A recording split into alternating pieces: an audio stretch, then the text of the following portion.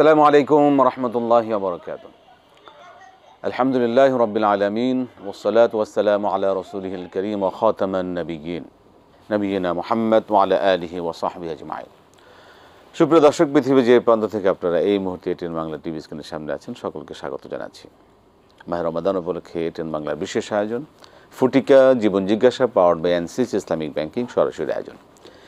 এই সরাসরি আয়োজনে আপনাদের জীবন ঘনিষ্ঠ যে কোনো আপনার ধরনের প্রশ্ন আপনারা করতে পারবেন। ইসলামিক শরীর আলোকে কোরআন সুন্নাহর ভিত্তিতে এখান থেকে জবাব প্রদান করা হবে। আমি আছি আপনাদের সাথে একে এম ফিরোজ। আমাদের সাথে আজ স্টুডিওতে উপস্থিত আছেন শেখ শাহ ওয়ালিউল্লাহ হাফিজাহুল্লাহ। আসসালামু আলাইকুম ওয়া রাহমাতুল্লাহি ওয়া বারাকাতুহু। ওয়ালাইকুম আসসালাম ওয়া রাহমাতুল্লাহি ওয়া বারাকাতুহু। মারহাবা। বারাকাল্লাহু ফিকুম। মাশাআল্লাহ। জামিআন। আমরা আপনার কাছ থেকে কোরআন সুন্নাহ আলোকে দর্শকদের বিষয়গুলো জানবার চেষ্টা করব ইনশাআল্লাহ। প্রিয় দর্শক, একটা বিষয় অবশ্যই আপনারা আমরা মনে করে সহযোগিতা করবেন।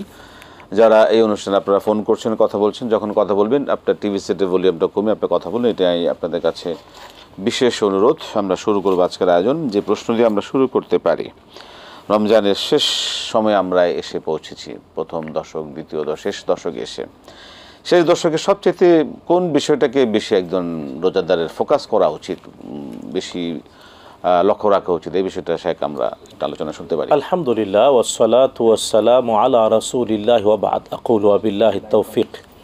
রমাদানের শেষ দশকে সবচেয়ে বেশি ফোকাসিং রাখা উচিত লাইলাতুল কদর। সুবহানাল্লাহ। কারণ লাইলাতুল কদর কোরআন নাজিলের রাত, আর লাইলাতুল কদর হাজার মাসের চেয়ে উত্তম।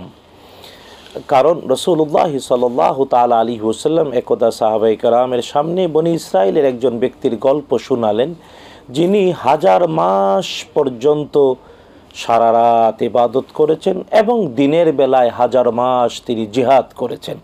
রাসূলুল্লাহ সাল্লাল্লাহু তাআলা আলাইহি ওয়াসাল্লামের পবিত্র জবান থেকে এই গল্প, এই সত্য বাস্তব গল্প শুনে সাহাবায়ে কেরাম রাদিয়াল্লাহু আনহুম তাদের আক্ষেপ তৈরি হলো যে আমরা তো মাত্র এই উম্মতের বয়স 60 থেকে 70, মানে 80, 90 বা সর্বোচ্চ 100 বছর।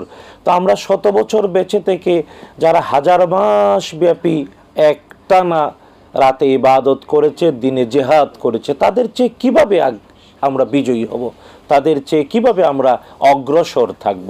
তখনই আল্লাহ সুবহানাহু ওয়া তাআলা নাজিল করেন সূরাতুল কদর, এবং এখানে আল্লাহ তাআলা কোরআন নাজিলের রাত্রটাকে সৌভাগ্যের রাত্রি বলে ঘোষণা করেন, পরিচয় করিয়ে দেন কোরআন নাজিলের রাত্রটা মহিমান্বিত রাত্রি, মর্যাদাময় রাত্রি, এবং আল্লাহ নিজেই প্রশ্ন করে দয়া করে এর জবাব দিয়েছেন। রব্বুল আলামিন বলেছেন, ওমা আদরাকা মা লাইলাতুল কদর। নবী হে, আপনি জানেন এই সম্মানিত মর্যাদাময় রাত্রিটি কি? আল্লাহ নিজেই জবাব দিয়ে বলেছেন, লাইলাতুল কদরি খায়রুম মিন আলফি শাহর। এই সম্মানিত রাত্রিটি হাজার মাসের চেয়ে উত্তম। সুতরাং রমাদান করিমের শেষ দশকের সবচেয়ে বেশি ফোকাসিং থাকবে লাইলাতুল কদর প্রাপ্তি। কারণ একটা রাত্রি পাওয়া মানে অন্তত অঙ্ক করে দেখলেও 83 বছর 4 মাস প্লাস। তার মানে একটা রাত্রি আমরা যদি এই শেষ দশকটা যথাযথ ইবাদত করি, দিনে রোজা, রাতে কিয়াম, তেলাওয়াত, শুধু তাই না, দান সদকা, আত্মীয় স্বজনের খোঁজখবর নেয়া, দুরুদ ইস্তেগফার, এগুলোর মাধ্যমে আমরা যদি এই শেষ দশকটা যথাযথভাবে সচেতন থাকি, তাহলে অবশ্যই লাইলাতুল কদর আমাদের নসিব হবে। আল্লাহ তাআলা মুসলিম বিশ্বের প্রত্যেকটি নারী, পুরুষ, শিশু সদস্যকে লাইলাতুল কদর নসিব করুন। আমিন আমিন আল্লাহুম্মা। অবশ্যই এটা আমাদেরও কাম্য, আমাদের বিশেষ করে আমাদের এটিএন বাংলা দর্শক পৃথিবীব্যাপী যেখানে আছেন, বিশেষ করে বাংলা ভাষার দর্শক, আল্লাহ সকলকে এই আমলের, এই সওয়াবের অধিকারী করুন।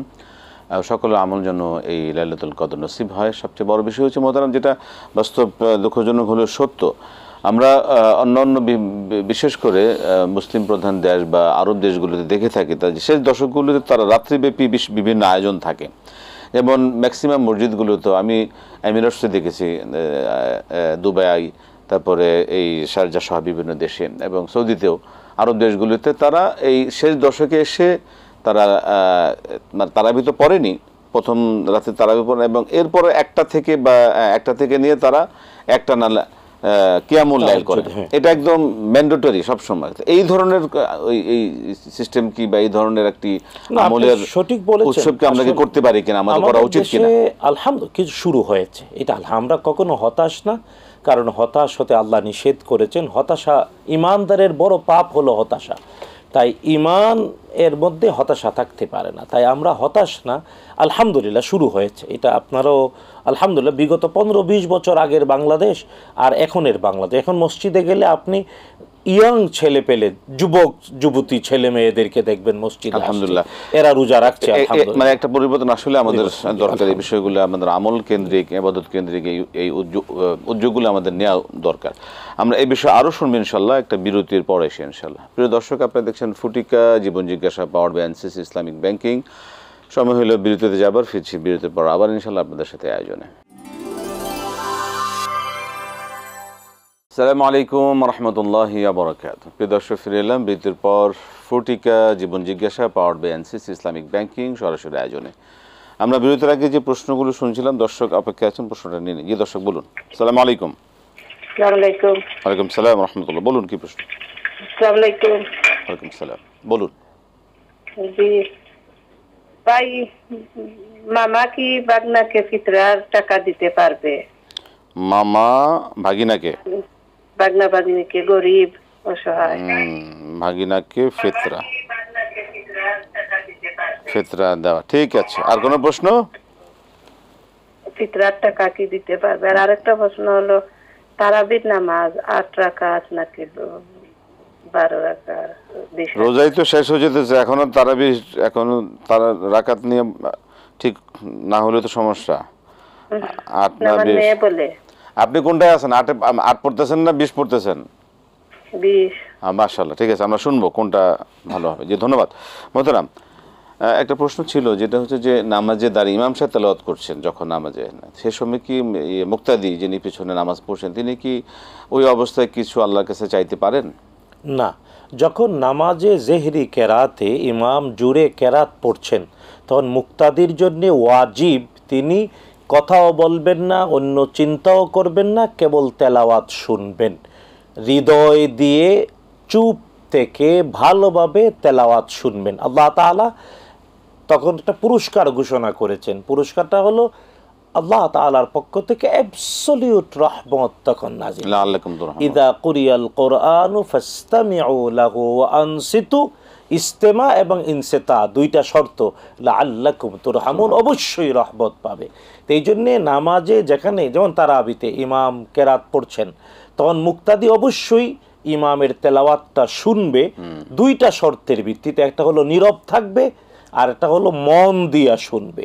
নীরব থেকে মন দিয়ে শুনবে যখন তেলাওয়াত, এটা ওয়াজিব আদায় হবে, আর পুরস্কার হিসাবে আল্লাহর রহমত, নিরঙ্কুশ রহমত অর্জন হবে। আমিন আমিন। কিন্তু চাইবে, মুক্তাদি চাইবে যখন রুকুতে যাবে, যখন সেজদায় যাবে। কিন্তু যখন ইমাম সাহেব যখন আসতে পড়েন তখন মুক্তাদি নিজে তেলাওয়াত করতে পারবে, তখন ওই তেলাওয়াতের জায়গায় তেলাওয়াত আর দোয়া চাওয়ার জায়গায় দোয়া। তো নামাজের মধ্যে দোয়া চাওয়া যায় রুকু এবং সেজদাতে, আর রুকু থেকে উঠে দাঁড়িয়ে 2 সেজদার মাঝখানে এবং সর্বশেষ বৈঠকে। শুধু তাই না, কেবল নামাজে দাঁড়িয়ে দাঁড়িয়ে দোয়া করা যায় কুনুতে নাজেলাতে। কুনুত এবং কুনুতে নাজেলাতে দাঁড়িয়ে দাঁড়িয়ে আল্লাহর কাছে চাওয়া যায়। জি। মামা ভাগিনাকে ফিতরার টাকা দিতে পারবেন কিনা, ভাগনা ভাগ্নি গরিব যারা আছেন? হ্যাঁ, মানে ভাগনা ভাগ্নিকে দেবে, মানে বোন যাতে ডাইরেক্ট না, তার বোনকে, কারণ বোন তো ভাইয়ের সম্পত্তির অংশ পায়। তো বোন যারা যার কাছে সম্পত্তি পায় তারা পরস্পর, যে যার কাছে মিরাস পায়, যে যার সাকসেসর হয়, সে তাকে যাকাত দিতে পারে না। ভাই তো বোনকে দিতে পারবে। হ্যাঁ, ভাই বোন, কিন্তু বোনও কখনো ভাইয়ের সাকসেসর হয়, উত্তরাধিকার হয়। ভাইয়ের যদি পুত্র না থাকে তাইলে ভাইয়ের সম্পত্তি পায়। তো এই জন্যে খেয়াল রাখতে হবে যাতে শরিয়ার বাস্তবতায় জাকাত, ফিতরা এবং জাকাত একই লেভেলের। যারে জাকাত দেওয়া যায় তারে ফিতরা দেওয়া যাবে, যাকে ফিতরা দেওয়া যায় তারে জাকাত দেওয়া যাবে। সুতরাং ভাগ্না ভাগ্নি অথবা বোনের জামাই তাকে দেয়া যাবে, বোনকে না ডাইরেক্ট। একটা প্রশ্ন নেই আমরা। যে দর্শক বলুন। আসসালামু আলাইকুম। আসসালামু আলাইকুম। ওয়ালাইকুম সালাম ওয়া রাহমাতুল্লাহ।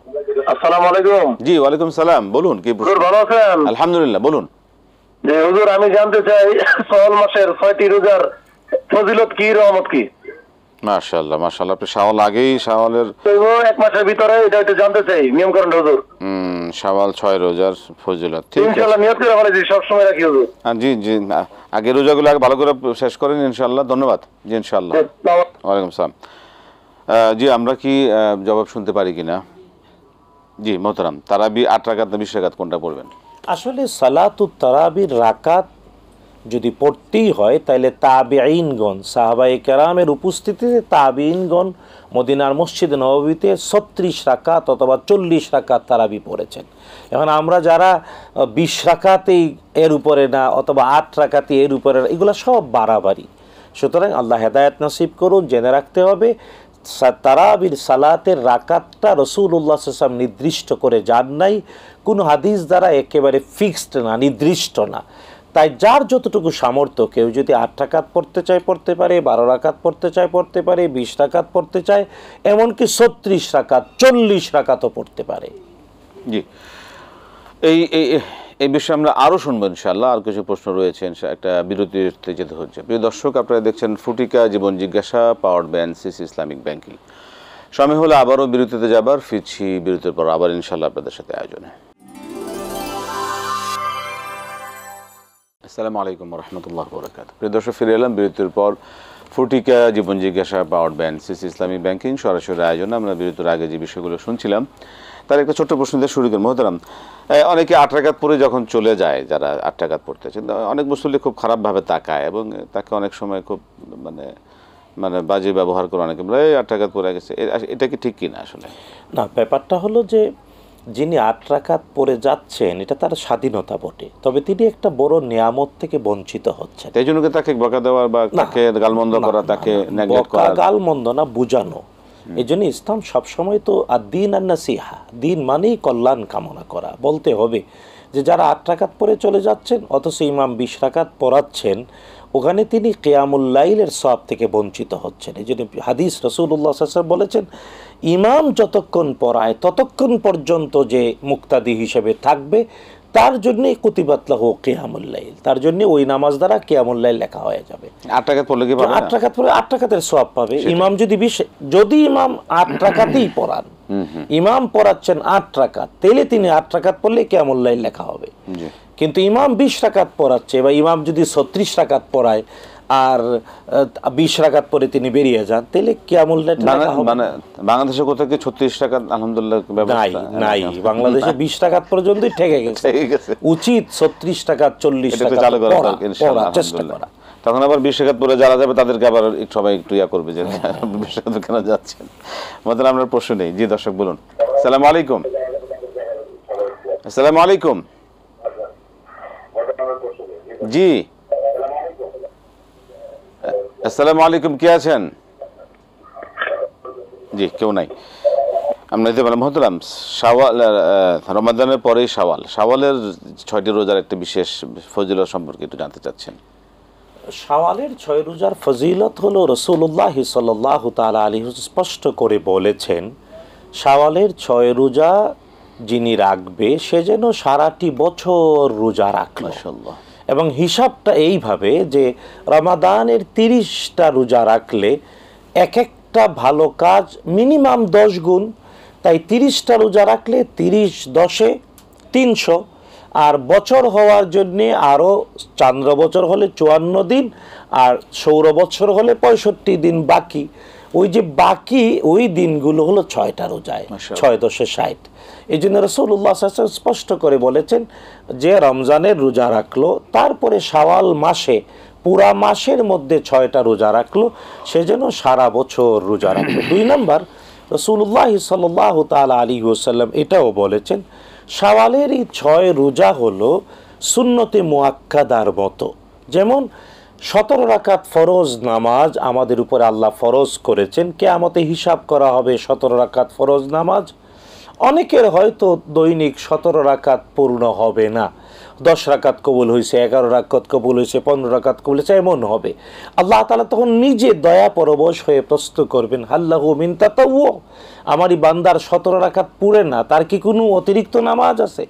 তো কেবল ফরজ নামাজের গ্যাপ ফিল আপ করার জন্যে সুন্নাহ মুআক্কাদা বা সুন্না রাতে বা 12 রাকাত নামাজ, ফজরে 2 রাকাত, জোহরে 6 রাকাত, আর মাগরিবে 2 রাকাত, এশায় 2 রাকাত, এই 12 রাকাত সুন্নতে মুআক্কাদা ফরজের গেপ ফিল আপ করবে। ঠিক এমনি রমজানের 30টা রোজা যদি কারো 2, 4, 5টা কবুল হলো না, আসেই এমন মানবীয় দুর্বলতার কারণে অনেকেই হয়তো রাসূলুল্লাহ স্পষ্ট করে বলেছেন, মাল্লাম ইয়াদা কাওলা যুরি ওয়াল আমালা বিহি ফালাইসা লিল্লাহি হাজাতুন ফি আইয়াদা তাআমাহু ওয়া শারাবা, যে মিথ্যা কথা মিথ্যা কাজ ছাড়তে পারলো না, আল্লাহর কোনো প্রয়োজন নেই সে খাবে না পান করবে। নাউযুবিল্লাহ। অনেক অন্য হাদিসে নবীজি বলছেন, অনেক রুব্বা সাইমিন, অনেক রোজাদার আছে, লাইসা ফি সাওমিহি ইল্লাল জুই ওয়াল আতাশ, তৃষ্ণা ক্ষুধা ছাড়া কিছুই তার রোজার মধ্যে নাই।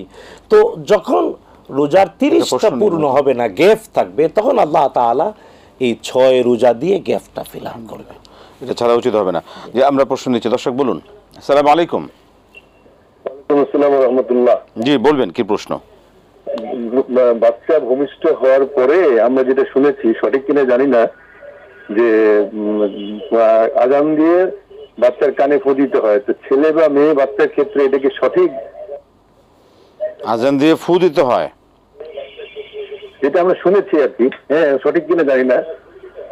আচ্ছা আচ্ছা, ছেলে ম্যামের, ঠিক আছে, ধন্যবাদ। আমরা কি দিতে হয় আমরা শুনবো, ধন্যবাদ আপনাকে। জি আপনাকে ধন্যবাদ মোহতারাম। যে বিষয়ে আমরা আসবেন ইনশাআল্লাহ, আরও কিছু বিষয় জানবার রয়েছে দর্শকদের, আমাদের রয়েছে, একটা বিরতিতে যেতে হচ্ছে। প্রিয় দর্শক, আপনারা দেখছেন ফুটিকা জীবন জিজ্ঞাসা, powered by NCC bank, Islamic banking. সময় হলো আবার বিরতিতে যাবার, ফিরছি বিরতির পর আবার ইনশাআল্লাহ। আসসালামু আলাইকুম রহমতুল্লাহি ওয়া বারাকাতুহু। প্রিয় দর্শক, ফিরে এলাম বিরতির পর ফুটিকা জীবন জিজ্ঞাসা, powered by NCC Islamic banking সরাসরি আয়োজনে। আমরা বিরতির আগে যে প্রশ্নগুলো শুনছিলাম, দর্শক অলরেডি একজন আছেন লাইনে, দেখি কি বলতে চান। আসসালামু আলাইকুম। হ্যালো, আসসালামু আলাইকুম। ওয়ালাইকুম সালাম। আমার একটা প্রশ্ন ছিল। বলুন। হ্যালো, জি বলুন, কি প্রশ্ন আপনার? যে আমি ওই যে ওদিন মধ্যে যদি আপনার মাথা মাসে করা ভুলে যাই, আর কি ওই যে শেষ করার পর মনে করে, তো তখন কি মাথা মাসে করলে হবে? কতক্ষণ পরে মনে হইলো? মানে আমি নামাজে দাঁড়িয়ে এসে পরে হঠাৎ মনে হলো যে আমার কি মাথা মাসে করা হয় নাই, তখন কি শুধু মাথাটা মাসে করলে হবে? জি ধন্যবাদ, আমরা শুনবো আপনার বিষয়। আরেকটা প্রশ্ন ছিল। বলুন বলুন। জি, আমার ওই যে নামাজে যখন জামাতে দাঁড়ানো, মানে যখন গেলাম, যদি দ্বিতীয় রাকাত কি পাই, দ্বিতীয় রাকাত থেকে পাই, তখন এটা নামাজটা কিভাবে কন্টিনিউ করবো? তৃতীয় রাকাতে কি ফাতিহার পরে আরেকটা সূরা মিলাবো, নাকি শুধু সূরা ফাতিহাটাই পড়বো? মানে 4 রাকাত বিশিষ্ট নামাজ? না, মাগরিবের নামাজে। মাগরিবের নামাজে আপনি যদি দ্বিতীয় রাকাত পান, তাই তো? জি জি। কিন্তু হলে আপনি কিভাবে আদায় করবেন? আমার আম্মু তো প্রশ্ন করবে। হ্যাঁ, হ্যালো, আসসালামু আলাইকুম। ওয়ালাইকুম সালাম, বলুন। হ্যাঁ হুজুর, আমার একটা প্রশ্ন আছে যে আমরা যাকাতটা যে দেবো, এটা আমরা ফিস্টুকে দেবো নাকি আমি লভ্যাংশকে দিব? আমি ওই লভ্যাংশ টাকা দিয়ে আমি সংসার চালাই। এখন আমার কি ফিস্টুকে যাবে নাকি লভ্যাংশ কোনটাকে দিতে হবে? একটু বুঝিয়ে বললে আমি উপকৃত হব। আমি ক্লিয়ার না, আপনার কথাটা ভালো করে বুঝতেছি না। কি কথাটা হুজুর, আমার ফিস্টের টাকাটা আছে, সেই টাকাটা দিয়ে কি আমি জাকাতটা আমার কিভাবে দেবো? ফিস্টের টাকা উঠবে নাকি লভ্যাংশ টাকা উঠবে? ও, ফিক্সড ডিপোজিট করা আছে, সেখান থেকে লভ্যাংশ আসে, সেই টাকা জাকাত কিভাবে দিবেন, তাই তো? জি জি। আছে লভ্যাংশ। ঠিক আছে। জি, আছে লভ্যাংশ টাকা দিয়ে আমার সংসার চালাই, সংসার চলে, ঠিক আছে। সেক্ষেত্রে আপনি জাকাতটা কিভাবে আদায় করবেন? ধন্যবাদ। জি মোহতারাম, বাচ্চা ভূমিষ্ঠ হওয়ার পর আজান দিয়ে ফু দিতে হয়, এটা আসলে ইসলামিক রীতিটা কি? মূল ব্যাপারটা হলো, বাচ্চা ভূমিষ্ঠ হওয়ার পরে বাচ্চার কানের কাছে আস্তে আস্তে আল্লাহ আকবার, আশহাদু আল্লা ইলাহা ইল্লাল্লাহ, আশহাদু আল্লা ইলাহা, এইভাবে আস্তে আস্তে যাতে বাচ্চার কানের ভিতরে আজানের আওয়াজটা যায়। অনেকে আবার বাচ্চা ভূমিষ্ঠ হয়েছে বাহিরে জুড়ে মাঠে দাঁড়িয়ে বা জুড়ে আজান দেন না, আবার একেবারে হ্যাঁ, আবার অনেকে ওই যে কানে ফু দিত না। মূল ব্যাপারটা হলো, বাচ্চা জন্ম নেওয়ার পরে বাচ্চাকে বাচ্চার কাছে গিয়ে আজান দিলে, কোলে নিয়ে তো দেওয়া যায়, কোলে নিয়ে দেওয়া যায়। আমাদের দেশে আবার বলে ডান কানে আজান বাম কানে ইকামত। এটাও বিশুদ্ধ বর্ণনায় প্রমাণিত নয়, শুধু আজানটাই। আজান ডান কানে না, বাচ্চাকে কুলে নিয়ে আপনি যেভাবে বলেন, যে কোনো কানে, এটা কোনো নির্দিষ্ট বাচ্চার কাছে গিয়ে আজান দেওয়া, এটাই হলো সুন্নাহ। সেক্ষেত্রে ডান কান বাম কান কোনো নির্দিষ্ট করার প্রয়োজন নাই। যদি আমাদের দেশে প্রচলিত যেটা বলা, কিন্তু আমাদের দেশে প্রচলিত ডান কানে আজান বাম কানে ইকামত, যদি কেউ দেয় তাহলে আস্তে, ব্যাপারটা এত জোরে দেবে না যে বাচ্চার কানে জোরে চিল্লান দিলে তো ভয় পাবে। আবার উঠানে দাঁড়াইয়া দিলেও হবে না, আবার ফুও দেওয়া লাগবে না, শুধু বাচ্চাকে কুলে নিয়ে আজান দেওয়াটাই বিশুদ্ধ বর্ণনায় প্রমাণিত। মাথা মাসে করা ভুলে গেলে নামাজে দাঁড়ানোর পরে, সেক্ষেত্রে কি শুধু গিয়ে আবার নামাজ ছেড়ে গিয়ে মাথা মাসে করলে আসলে হবে না? ওদের নামাজই হয় না, এই কারণে নামাজের পূর্ব শর্ত অজু করা, অজুই হলো না, অজুর একটা ফরজ ছুটে গেল।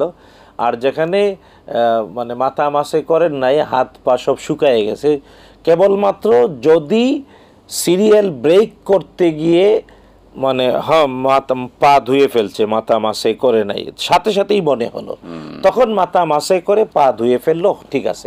অঙ্গ প্রত্যঙ্গ শুকানোর আগে সংশোধন করা যাবে, অঙ্গ প্রত্যঙ্গ শুকিয়ে যাওয়ার আগে সংশোধন সম্ভব। যদি শুকিয়ে যায় তাহলে নতুন করেই করতে হবে। আর অজুতে এই জন্যে ধারাবাহিকতা রক্ষা করাটাও ফরজ। তাই মাথা মাসে ভুলে গেলেন, নামাজের স্মরণ হলো, নামাজও হলো না, অজু নাই, নামাজ নাই, সেক্ষেত্রে আবার অজু করে গিয়ে নতুন করে নামাজ পড়তে হবে। 2 রাকাত মাগরিবের সালাত থেকে যদি দ্বিতীয় রাকাত গিয়ে কেউ পায় জামাতে, কিভাবে আদায় করবে? 2 ভাবেই আদায় করা সম্ভব। যে তিনি ইমামকে পেয়েছেন দ্বিতীয় রাকাতে, তৃতীয় রাকাত পড়লেন, দ্বিতীয় রাকাত পড়লেন, উঠে প্রথম রাকাতটা পড়বেন। প্রথম রাকাত যেভাবে পড়া হয় সূরাতুল ফাতিহা এবং অন্য সূরা মিলানো, একটা বড় আয়াত বা ছোট 3 আয়াত। এটা একটু কঠিন। সহজ হলো ইমামকে যেখানেই মুক্তাদি পেল, মুক্তাদ ইমামের যে রাকাতেই হোক, মুক্তাদের এটা প্রথম রাকাত, তো ইমামের সাথে 2 রাকাত পেয়ে গেল। যদিও ইমাম তৃতীয় রাকাত, মুক্তাদির দ্বিতীয় রাকাতে ইমাম শুধু সূরাতুল ফাতিহা পড়েছেন, মুক্তাদিও শুধু সূরাতুল ফাতিহা পড়েছে, অন্য সূরা মিলাতে পারে। এটা জামাতের মর্যাদার কারণে তার উপরে ক্ষমা, রাসূলুল্লাহ সাল্লাল্লাহু আলাইহি ওয়াসাল্লাম শিখিয়েছেন এইভাবে। এটা হলো সহজ।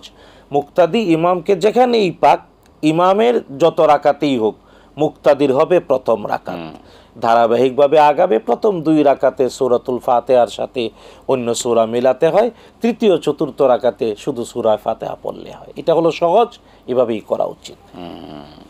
সেই ক্ষেত্রে কি মানে রাকাত পাওয়ার জন্য মানে কি শর্ত, কোন লেভেলে গেলে জামাতটা আমি পেলাম বলা যাবে? রাকাত পাওয়ার জন্য শর্ত রুকু পাওয়া। রাসূলুল্লাহ সাল্লাল্লাহু আলাইহি ওয়াসাল্লাম মান আদরাকার রুকু ফাকাদ আদরাকার রাকাআহ, যে রুকু পেল সে রাকাত পেয়ে গেল। তো রুকু কতটুকু পাওয়া? আমাদের দেশে অনেক লোকজন আছে জামাতে যুক্ত হতে গিয়ে আল্লাহু আকবার বলে ডাইরেক্ট রুকুতে যুক্ত হয়ে যায়। না, প্রথমে তাকবীরে তাহরিমা ফরজ, প্রথম নামাজে প্রবেশ করাটা ফরজ। নামাজে প্রবেশ করার জন্যে তাকবীরে তাহরিমা, 2 হাত উঁচু করে আল্লাহু আকবার বলে অন্তত মানে সুবহানাল্লাহ আলহামদুলিল্লাহ আল্লাহু আকবার এতটুকু বলার মতো, 3 তাসবিহ পরিমাণ সুবহানাল্লাহ আলহামদুলিল্লাহ আল্লাহু আকবার এতটুকু বলার মতো দাঁড়িয়ে, তারপরে আবার আল্লাহু আকবার বলে রুকুতে যাওয়ার পরে যদি সুবহানা রাব্বিয়াল আযীম, সুবহানা রাব্বিয়াল আযীম এতটুকু একবার পড়ার মতো সুযোগ পায়, তাহলে রুকু রাকাতটা পেয়ে গেল। জি। যাকাত কি ফিক্সড ডিপোজিট, যে সেখান থেকে যে লভ্যাংশ আসে, ফিক্সড ডিপোজিটের টাকা লভ্যাংশ দিয়ে তা ফ্যামিলি চলে, এই অবস্থায় যাকাত দিতে হবে বা দিলে কিভাবে দিবেন? আমাদের প্রথম অনুরোধ হলো এই ফিক্সড ডিপোজিটটা যাতে শরিয়া ভিত্তিক ব্যাংকের কোনো একটাতে থাকে।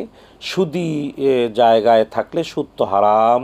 আল্লাহ তাআলা বলেছেন যারা জেনে শুনে সুদ খায় ওরা হলো পাগল, সূরাতুল বাকারা 275 নম্বর আয়াত।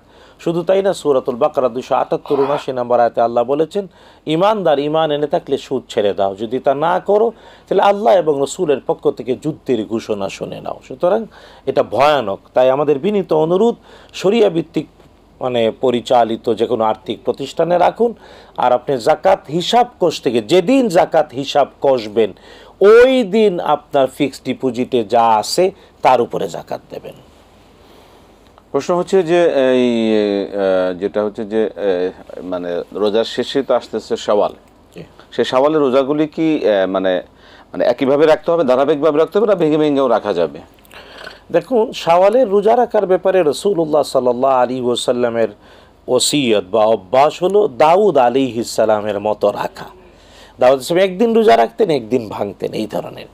আর এটাও সায়েন্টিফিক যে 1 মাস রোজা রাখার পরে 6টা রোজা ভেঙ্গে ভেঙ্গে রাখলো, যাতে খাওয়া দাওয়া স্টমাকের সাথে অ্যাডজাস্ট হয়। অনেক লোকজন আছেন যে ঈদের পরের দিন থেকেই একসাথে টানা 6টি রেখে দেন। এটা সুন্নায় উৎসাহিত করা হয় নাই। সুন্নায় উৎসাহিত করা হয়েছে ভেঙ্গে ভেঙ্গে রাখবে। হ্যাঁ, সেটা মাসব্যাপী পুরো মাসব্যাপী রাখলে এটা ভালো। সেক্ষেত্রে শেষ প্রশ্ন আমাদের, সেক্ষেত্রে অনেকের ভাঙতি রোজা থাকে, সেটাকে আগে রাখবে না এই শাওয়ালের রোজা রাখবে? দেখুন, এটা নিয়ে 2টি অভিমত। অনেক উলামারা বলেন, হাদিসে রাসূলুল্লাহ সাল্লাল্লাহু আলাইহি ওয়াসাল্লাম বলছেন, মান সামা রমাদানা সুম্মা আতবাআহু সিত্তাম মিন শাওয়াল, রোজা রমজানের পূর্ণ রেখে তারপরে 6টা শাওয়ালের রাখলো, তার জন্য এই সওয়াব। কিন্তু আমাদের মা উম্মুল মুমিনিন আয়েশা রাদিয়াল্লাহু, যিনি ফাকিহা, যিনি আমাদের জন্য শিক্ষিকা, তিনি বলেছেন তিনি তার ভাঙতি রোজাগুলো রাখতেন আরো 11 মাস পরে, শাবান মাসে, পরের রমজানের আগে, কিন্তু তিনি তো রাখতেন। তাই স্বাভাবিকভাবে আমাদের মা বোনরা যে কয়টা রাখতে পারে না, এটা তার ইচ্ছা অনুযায়ী রাখবে, কারণ এটা তো তার স্বাধীনতার বাহিরে। স্বাভাবিকভাবে রমজান মাসের রোজা থাকবে না, শাওয়াল মাসটা তো থাকবে। জি, আমাদের স্বাভাবিকভাবে রমজানের রোজা রাখলো, যে কয়টা অসুস্থতার কারণে, হায়েজের কারণে ভাগ্যে গেল, এটা পরে যে কোনো সময় রাখবে, কিন্তু শাওয়াল 6টা রাখলো। আমরা সময় শেষ পর্যন্ত চলে যায়। আপনাকে অসংখ্য ধন্যবাদ, জাযাকাল্লাহ খাইর, বারাকাল্লাহ ফীকুম। প্রিয় দর্শক, আমাদের নির্ধারিত সময় শেষ হয়ে গেল। আলহামদুলিল্লাহ, অনেক বিষয় আমরা অবগত হলাম। আল্লাহ পাক আমাদের কবুল করুন। আজকে শেষ করছি, বিদায় নিচ্ছি। আসসালামু আলাইকুম ওয়া রাহমাতুল্লাহি ওয়া বারাকাতুহু।